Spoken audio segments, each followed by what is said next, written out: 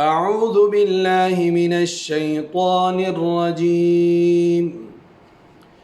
حرمت عليكم أمهاتكم وبناتكم وأخواتكم وعماتكم وخالاتكم وبنات الأخ وبنات الأخت وأمهاتكم اللاتي أرضعنكم وأخواتكم من الرضاعة وأمهات نسائكم وربائبكم